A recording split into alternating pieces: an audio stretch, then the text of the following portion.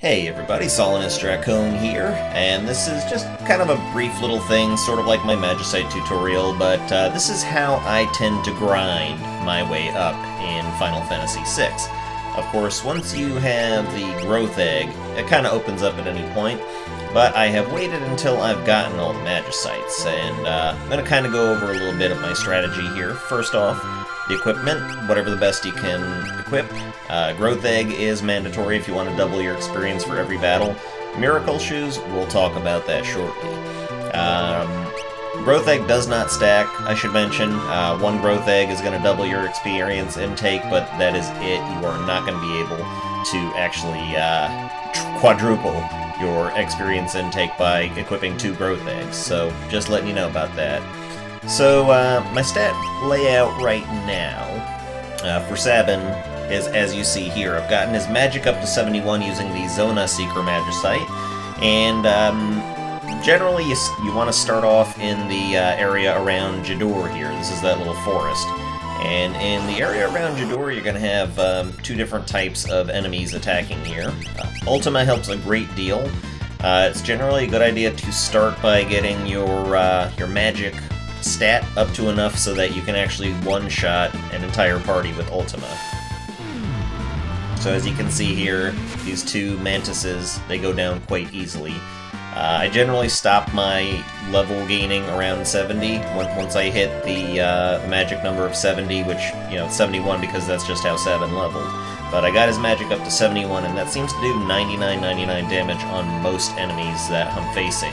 So you use the Zona Seeker Magicite around this particular forest right here, just until you feel like you're confident enough to actually move on to the next big fry.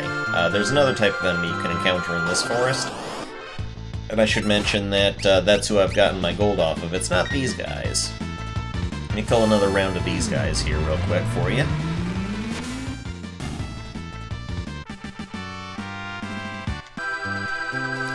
And let's see here, if we can instigate that other fight. There's 2 types of fight that'll appear in this forest. And yes, here's the other type. These little frogs, they give a pretty decent amount of experience, but they most excel at giving you gold. So for every fight with these guys, you get 6,200 experience, which is doubled by the growth egg, and I just gained a level, great. And you get 10,400 gil. That's how I ground up to get the Excalibur. So this is a pretty good spot just to get yourself up nice and plump and beefy till you're about Magic 71, or when you feel like you're ready to move on to the next thing. Now, the main area that I go and do all of my grinding at would be the Tyranno Forest. So just north of the Veldt here, you'll find a forest that kind of looks kind of like a dragon's head a little bit. And this forest has 2 types of enemies in it. The Tyrannosaurs and also the Brachiosaurs. Now the Brachiosaurs, they are a menace and a monster and a curse.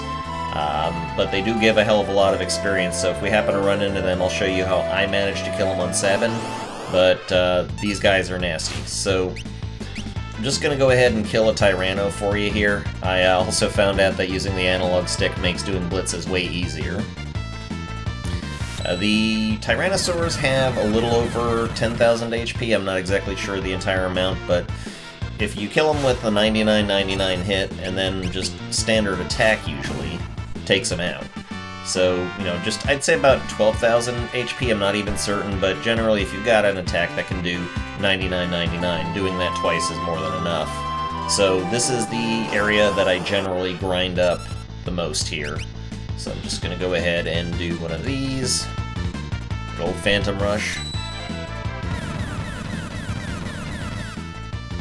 Occasionally you will get a pincer attack from this particular enemy, and the pincer attack Tyrannos, those are a real challenge.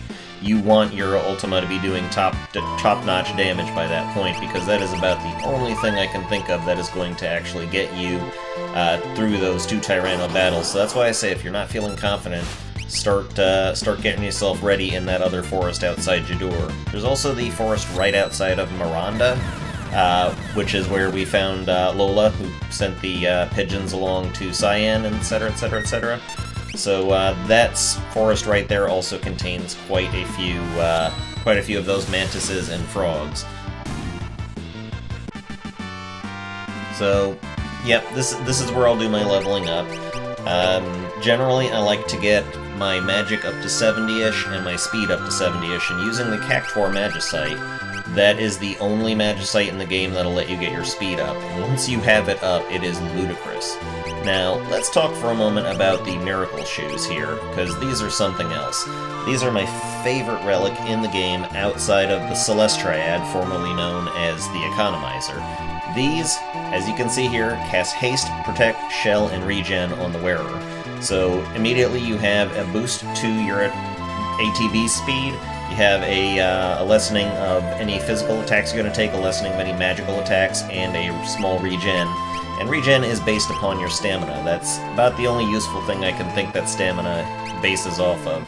So generally when I've got my levels up to the point where I've got 70 magic and 70 speed, if I don't need to kind of tweak the magic or the HP a little, because I will use Crusader or Bahamut to make sure that my end max magic is, my end max stuff is going to be 99s all the way. I may tweak it up just a bit until I know for a fact that I'm going to get 999 MP and 9999 HP at level 99, and then usually I'll just kind of boost stamina. And stamina, you can generally get that with Leviathan does it, and who else? Lakshmi does it. Golem does it. So lots of Magicites give you +2 of stamina, so that's not hard to get. You should have one of those by this point in the game. Now then, let's talk about the Marvel Shoes, folks. If you're doing any amount of leveling in the Tyranno Forest, you are likely going to get a shit ton of drops on the Impartisan Halberd, that is formerly known as the Imp Halberd.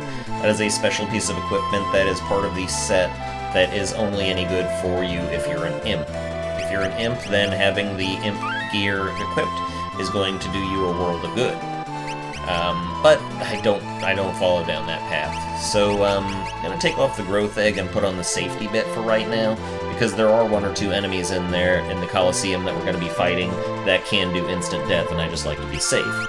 So there is a rather long and winding progression path within the Colosseum that starts with the Impartisan. So when you fight in the Colosseum, I'm going to go ahead and bet an Impartisan.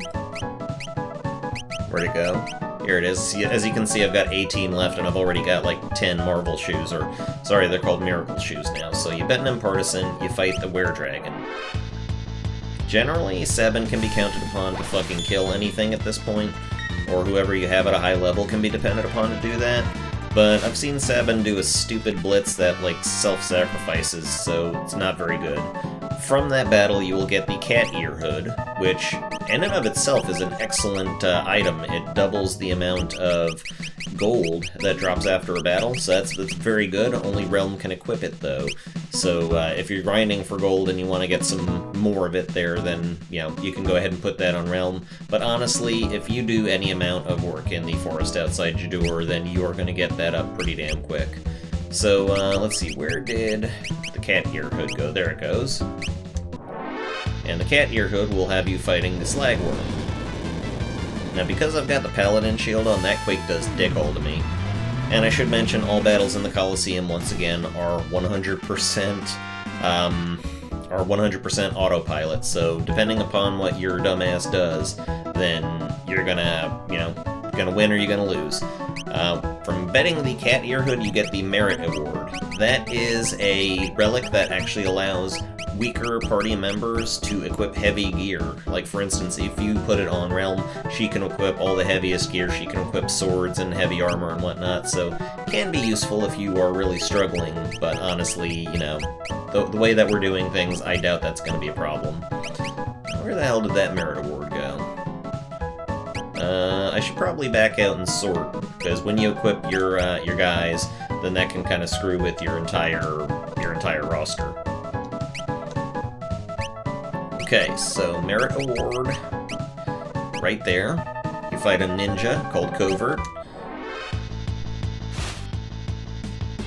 And yeah, his last move is a disappear, so I just one-shotted him. and you get the rename card. A very interesting, unique little item that will allow you to rename your character if you want to do that. Completely worthless to me because I am happy with the names that they get. But the final point of this progression would be fighting the Fiend Dragon, which that can be actually a pretty bad fight. But finally, for betting a rename card, you will get the Miracle Shoes. Sabin's just gonna straight up suplex him. Nope, didn't work. Because I've got the Paladin shield on, then the Southern Cross does dick all to me. But if he does Northern Cross, that could cause a problem. This enemy also does something called Heartless Angel, which will drop your entire HP to 1. So that is a very annoying thing. It's sometimes luck-based. If he does Northern Cross on you, you can get frozen. And that'll, stop you for a few rounds. If he gets a Heartless Angel in on you during that time, then you'd be thankful for having Miracle Shoes equipped. Generally, you can make it through the battle at high levels like this, so there's the Miracle Shoes. Now, if you were to bet the Miracle Shoes, you would actually get the, if you bet Miracle Shoes, you would get the Tintinabulum out of it, and then after that, if you bet the Tintinabulum, you will get the Growth Egg, and then you just keep on going back and forth between Tintinabulum and Growth Egg. So, just kind of covering some of my endgame basics here. It is pretty cool what you're able to do with the Miracle Shoes. That does help things quite a bit. And while I'm here, I might as well take my luck. I've gotten an item, a relic called the Gem Box, I believe. No, it's the Soul of Thamasa. Changes the magic command to dual cast, which lets you cast 2 spells out of 1 turn. Very nice, but there is something a lot better to be gained from it, so I'm going to go ahead and give it up. And I just hope Sabin's not going to screw this up. When you bet the Soul of Thamasa against the Bahamut King, you will get the Celeste Triad. Hands down, the very best item in the game. So let's hope Sabin doesn't do some kind of self-suiciding blitz here. Bahamut King, he can be a little bit harsh, but I think I got this. Unless something absolutely stupid happens. Rising Phoenix, good choice.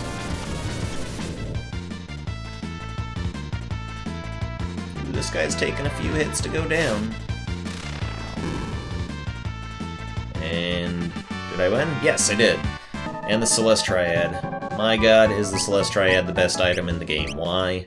Because... no. Because with the Celeste Triad, you... where is it? Where'd you go, my lovely? There it goes. All spells, all magic, is reduced to the MP cost of 1. Best item in the game. The only way you can get one semi-naturally is to actually bet the Soul of Thamasa in the arena. But if you fight enough Brachiosaurs in the Tyranno Forest and win, they have been known on occasion to drop a Celeste Triad. So, yeah, if you can manage to kill your way through a Brachiosaur, that would be something. As a matter of fact, I think I'm going to go ahead and try to find one. So, I'm just going to go ahead and land in the Tyranno Forest, and then I will skip ahead to when I've actually encountered a Brachiosaur, and then you'll see my strategy for dealing with him.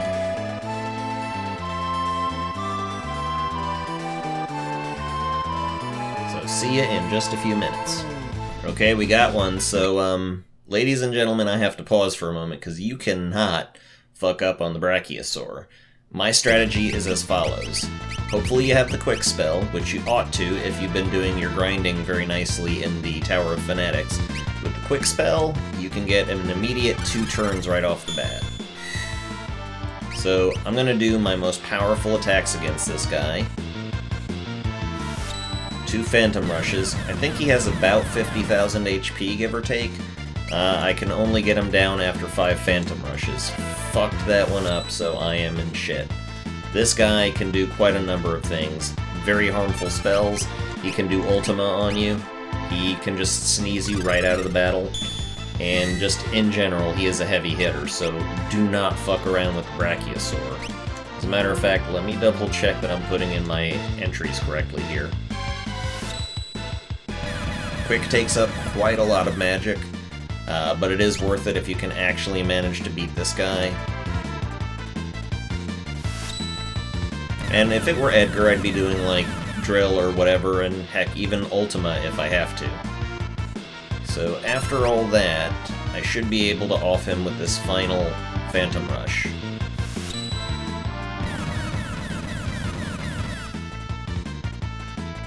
No, was not able to off him. That was not the final one. Let me put in one more. This should do it. 5 sets of 99.99 will take care of him. Perfect. Okay, that is by no means a 100% strat, but gives you 14,396 experience, and very rarely he will drop a Celestriad. So, yeah, that's my grinding run, folks. That's how I deal with the shit. Actually, let me go ahead and include one more thing when I actually do get 2 Tyrannos doing a pincer attack. Okay, we got our Tyranno pincer attack, so, generally in this sort of setup, you are going to probably want to have gotten your HP up quite a bit before you actually come to this point. But if you can survive the Tyrannos, then, and if you've got enough MP to do it, we'll do a quick spell here. And then we will do a pair of Ultimas. This is not a good configuration to fuck around with, but pincer Tyrannos can off you in a hurry. So only come here if you're sure you can do at least 6,000 damage with your Ultima against these 2 guys at once. That's why I say practice in the not the ruins, practice in the forest outside of Jidoor before you do this. But these guys give 17,600 experience, and they drop a lot of impartisans. I should also mention, by the way, that before I start to up my speed at all, I make sure to equip the Bahamut Magicite until I've gotten myself to a point where I know for a fact that the HP is going to hit 99.99 by the time I reach level 99. Also, generally, it's a good time later on after you've gotten your speed up to about 70. If that's what you're gonna do, you can get whatever stats up that you want. Strength, speed, stamina, and magic are the stats that you can affect with your espers. But at any point where you feel like you might not make it to 999 MP when you hit level 99, then you want to break off and do a couple rounds of Crusader just to make yourself a little bit more safe. And so that is the way that I grind in Final Fantasy VI, and this is going to be happening for pretty much all the time up until the next episode comes out. So I'm going to be pretty beefy by that point. I want to thank you all for watching. Once again, my name is Alex, also known as Solinus Raccoon, and this has been a quick little Final Fantasy VI grinding fest. Thank you very much, and goodbye.